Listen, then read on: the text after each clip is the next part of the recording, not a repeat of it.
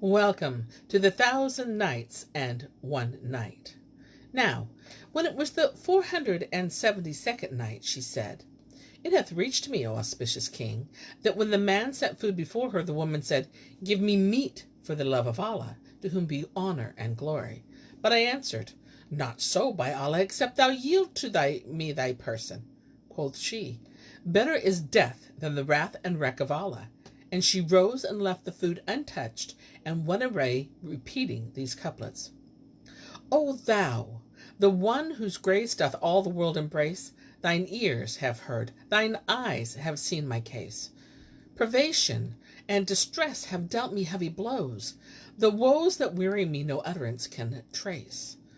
I am like one athirst whose eyes the landscaper eyes, yet may not drink a draught of streams that rail and race.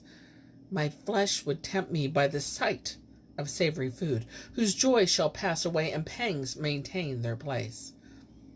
So then disappeared for 2 days, when she again came and knocked at the door.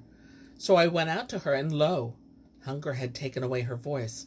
And after a rest she said, O my brother, I am worn out with want, and know not what to do, for I cannot show my face to any man but to thee. Say, wilt thou feed me for the love of Allah Almighty? But I answered, Not so, except thou yield to me thy person. And she entered my house and sat down. Now I had no food ready, but when the meat was dressed and I laid it in a saucer, behold, the grace of Almighty Allah entered into me, and said to myself, Out on thee! This woman, weak of wit and faith, hath refrained from food till she can no longer for stress of hunger, and while she refuseth time after time, thou canst not forbear from disobedience to the Lord. And I said, O my God, I repent to thee of that which my flesh purposed. Then I took the food, and carrying it to her said, Eat, for no harm shall betide thee. This is for the love of Allah, to whom thou honor and glory. Then she raised her eyes to heaven and said, O my God, if this man say sooth, I pray thee forbid fire to harm him in this world, and for the next, for thou art all things, art omnipotent and prevalent in answering the prayer of the penitent. Then I left her and went to put out the fire in the brazier. Now the season was winter and weather cold, and a live coal fell on my body. But by the decree of Allah, to whom be honor and glory, I felt no pain, and it became my conviction that her prayers had been answered. So I took the coal in my hand, and it burnt me not. And going into her, I said, Be of good cheer, for Allah hath granted thy prayer. And Shahrazad perceived the dawn of the day, and ceased to say her permitted say. Now, when it was the 473rd night, she said, It hath reached me, O auspicious king, that the blacksmith continued. So I went into her and said, Be of good cheer, for Allah hath granted thy prayer. Then she dropped the morsel from her hand and said, O my God, now that thou hast shown me my desire of him, and hast granted me my prayer for him, take thou my soul, for thou over all things art almighty. And straightway he took her soul to him. The mercy of Allah be upon her.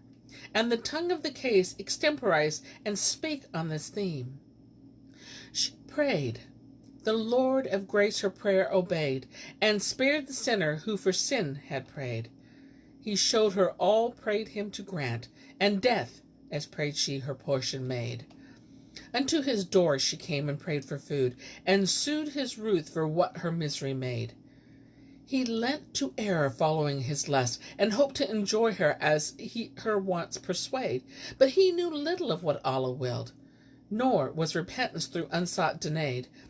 Fate comes to him who flies from fate, O Lord, and lot and daily bread by thee are weighed. And they also tell the tale of the Devotee, whom Allah gave a cloud for service, and the Devout King. There was once among the children of Israel a man of the devout, for piety acclaimed, and for continence and asceticism famed, whose prayers were ever granted, and who by supplication obtained whatso he wanted. And he was a wanderer in the mountains, and was used to pass the night in worship. Now Almighty Allah had subjected to him a cloud which traveled with him wherever he went, and poured on him its water treasures in abundance, that he might make his ablutions and drink. After a long time, when things were thus, his fervor somewhat abated, whereupon Allah took the cloud away from him and ceased to answer his prayers. On this account great was his grief, and long was his woe. And he ceased not to regret the time of grace and the miracle vouchsafed to him, and to lament and bewail and bemoan himself, till he saw in a dream one who said to him, "And thou wouldst have Allah restore to thee thy cloud? Seek out a certain king in such a town, and beg him to pray for thee. So will Allah be extolled and exalted. Give thee back thy cloud, and bespread it over thee by virtue of his pious prayers." And he began repeating these couplets. When to that pious prayerful emir, who can with gladness thy condition cheer, and he pray Allah thou shalt win thy wish, and heavy rain shall drop from the walking clear. He stands, all kings above in potent worth, nor to compare with him doth aught appear. Near him thou soon shalt hap upon thy want, and see all joy and gladness draw thee near. Then cut the worlds and wiles and unfounded, till the goal thou goest for anigh shalt speer. So the hermit set out for the town named to him in the dream, and coming thither after long travel, inquired for the king's palace, which was duly shown to him. And behold, at the gate he found a slave officer sitting on a great chair, and clad in gorgeous gear. So he stood to him and saluted him, and he returned his salam, and asked him, "What is thy business?" Answered the devotee, "I am a wronged man, and come to submit my case to the king." Quoth the officer, "Thou hast no access to him this day, for he hath appointed unto petitioners and inquirers 1 day in every 7, naming that day, on which they may go into him. So win thy ways and welfare till then." The hermit was vexed with the king for thus veiling himself from the folk, and said in thought, "How shall this man be a saint of the saints of Allah, to whom belong majesty and might, and he on this wise?" Then he went away and awaited till the appointed day. "Now," quoth he, "when it came, I repaired to the palace, where I found a great number of folk at the gate, expecting admission. And I stood with them till there came out a wazir, robed in gorgeous raiment, and attended by guards and slaves, who said, 'Let those who have petitions to present enter.'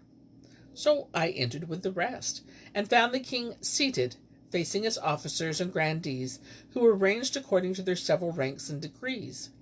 The wazir took up his post, and brought forward the petitioners one by one, till it came to my turn, when the king looked on me and said, 'Welcome to the Lord of the Cloud. Sit thee down till I make leisure for thee.'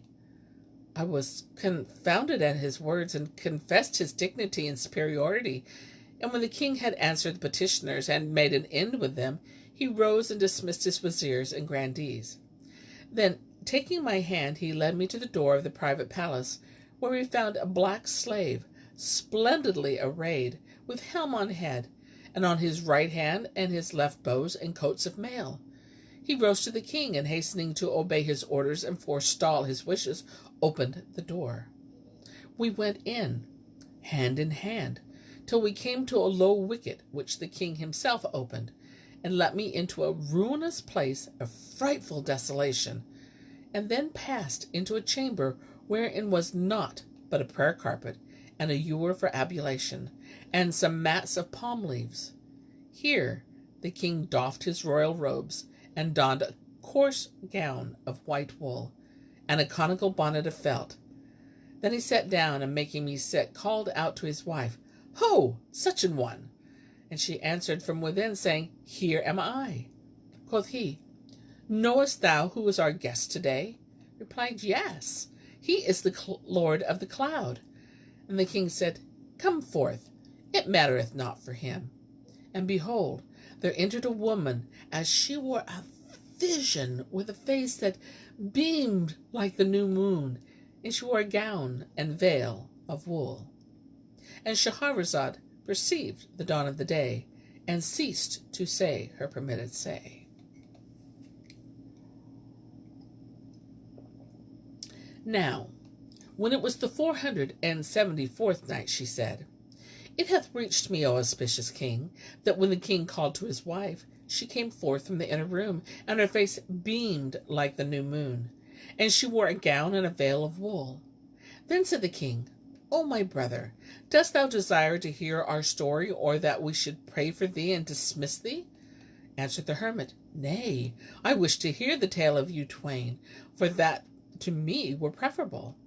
Said the king, My forefathers handed down the throne one to the other, and it descended from great one to the great one in unbroken succession till the last died, and it came to me. Now Allah had made this hateful to me, for I would fain have gone a-wandering over earth, and left the folk to their own affairs. But I feared lest they should fall into confusion and anarchy and misgovernment, so as to swerve from divine law, and the union of the faith be broken up.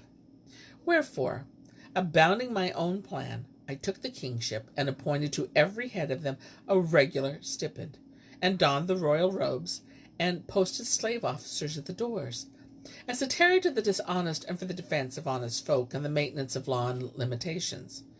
Now, when free of this, I entered this palace, and doffing my royal habit, donned these clothes thou seest. And this is my cousin, the daughter of my father's brother, hath agreed with me to renounce the world, and help me to serve the Lord.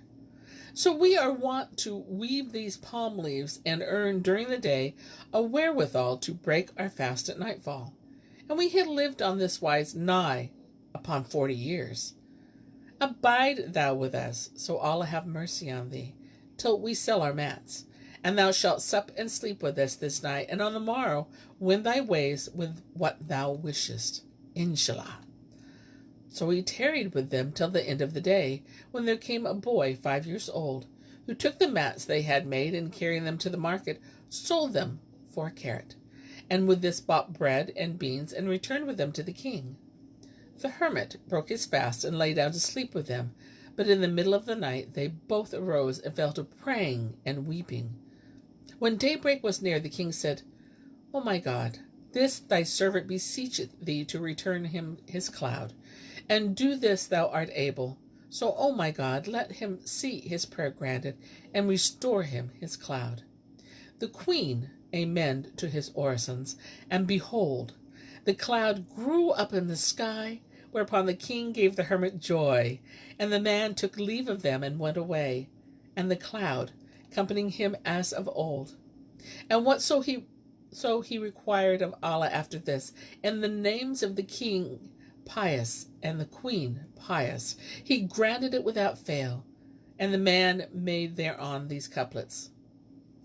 My Lord hath servants fain of piety, hearts in the wisdom garden ranging free, their bodies lust at peace and motionless, for breasts that bide in purest secrecy. Thou seest all silent awesome of their Lord, for hidden things unseen, and seen thee. They tell a tale of the Moslem champion and the Christian.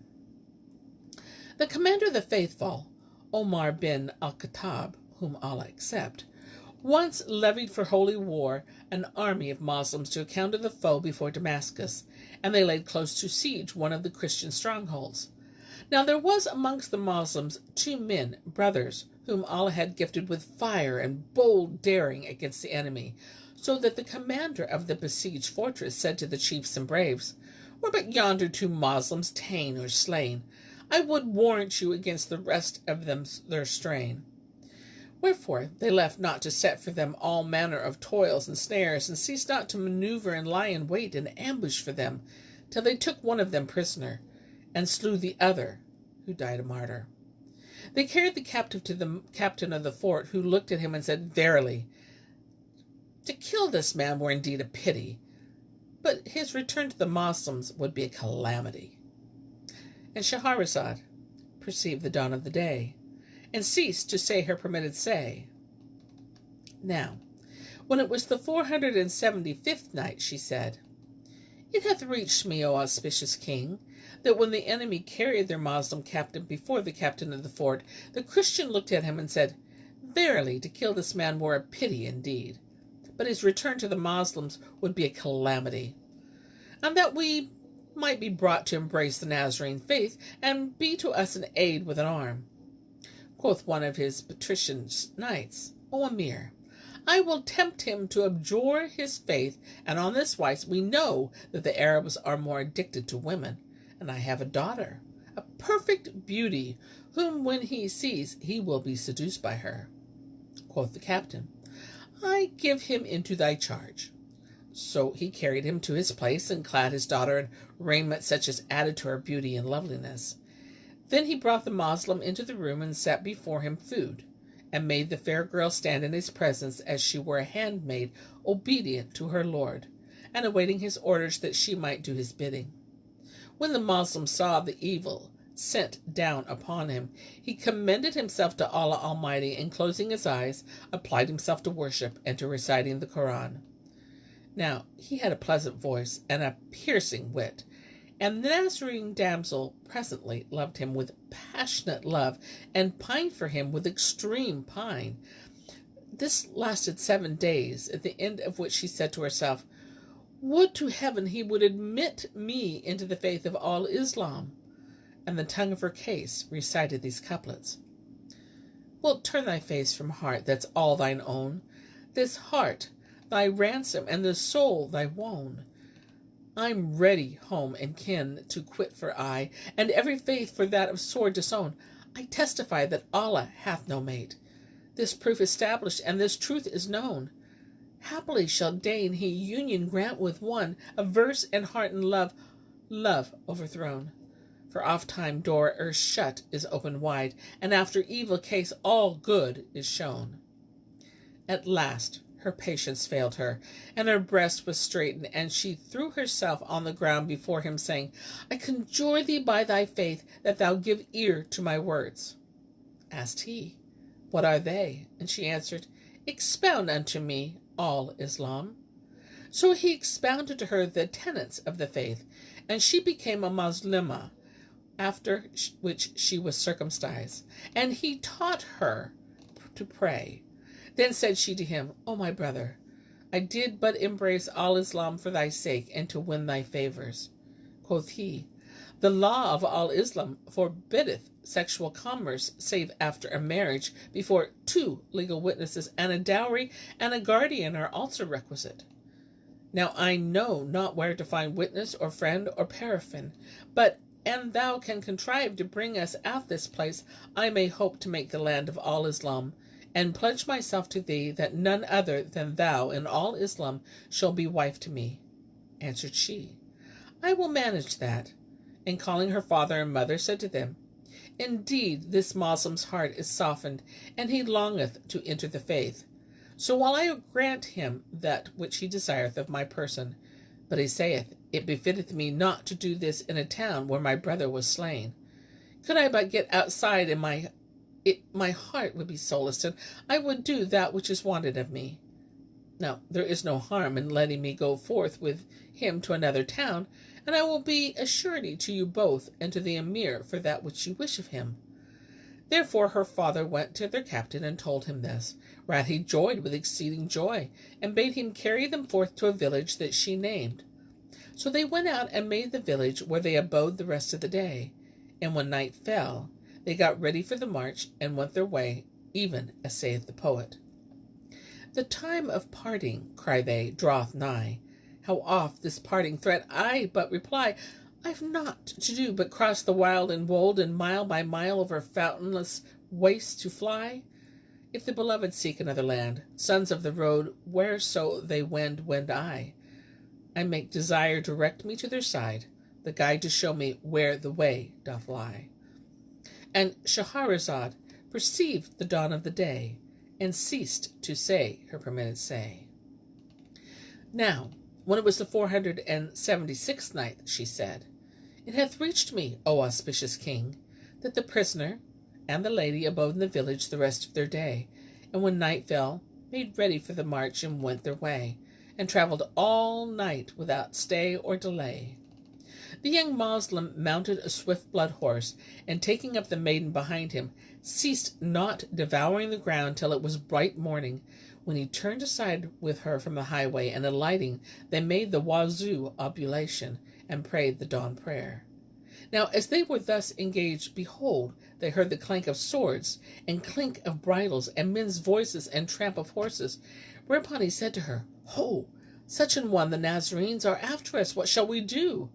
The horse is so jaded and broken down that he cannot stir another step. Exclaimed she, Woe to thee! Art thou then afraid and affrighted? Yes, answered he. And she said, What dost thou tell me of the power of thy Lord, and his readiness to succor those who succor seek? Come, let us humble ourselves before him, and beseech him. Happily he shall grant us his succor, and endue us this his grace. Extolled and exalted be he. Quoth he, By Allah, thou sayest well. So they began humbling themselves and supplicating Almighty Allah, and he recited these couplets.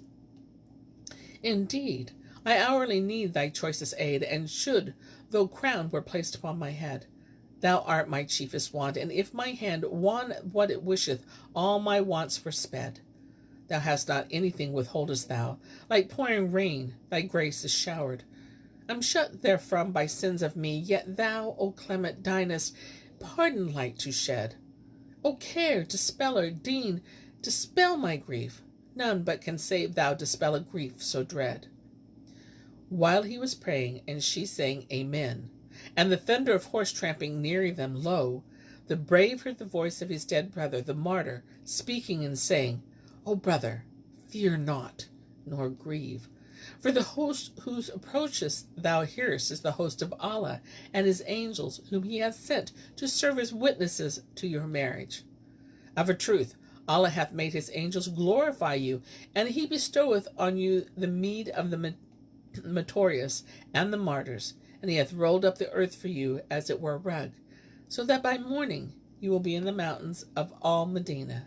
And thou, when thou forgavest with Omar bin al-Khattab, of whom Allah accept, give him my salutation, and say to him, Allah abundantly requite thee for the Al-Islam, because thou hast counseled faithfully, and hast striven diligently.